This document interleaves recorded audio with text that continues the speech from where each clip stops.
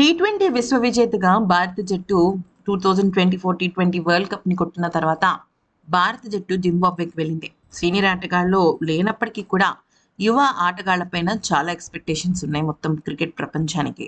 కానీ మొదటి మ్యాచ్లో మాత్రం పూర్తిగా వైఫల్యం చెందిన మన భారత జట్టు బ్యాటర్లో రెండోసారి వాళ్ళ విశ్వరూపం చూపించారు. ఒత్తిడిని అధిగమిస్తూనే ఇక జింబాబ్వే గడ్డ పైన అద్భుతంగా రాణించారు. ఇక అభిషేక్ శర్మ గురించి చెప్పాలి అంటే మొదటి మ్యాచ్లో డకౌట్గా వెనుతిరిగిన అభిషేక్ శర్మ రెండవ అంతర్జాతీయ మ్యాచ్లోని సెంచరీ కొట్టడం ఒక రకంగా క్రికెట్ చరిత్రలోనే మొట్టమొదటిసారని చెప్పొచ్చు.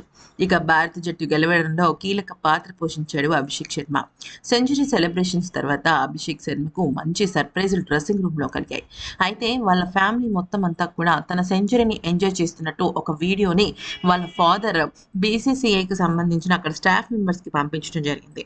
అయితే ఇక డ్రెస్సింగ్ రూమ్లోకి రాగానే అది చూసి మురిసిపోయాడు అభిషేక్ శర్మ.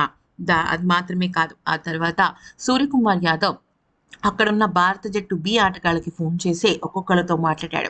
ఇక అభిషేక్ శర్మతో మాట్లాడుతూ, నీ క్లాస్ ఇన్నింగ్స్కి నేను ఫిదా అయిపోయాను, ఆఖరిలో నువ్వు కొట్టిన వరుస హ్యాట్రిక్ సిక్స్లకి నేను ఫ్యాన్ అయిపోయాను, ఎలాగా సిక్స్లు కొట్టాలో నాకు కూడా చెప్తావా అంటూ సూర్యకుమార్ యాదవ్ అభిషేక్ శర్మతో చాలా అద్భుతంగా మాట్లాడాడు.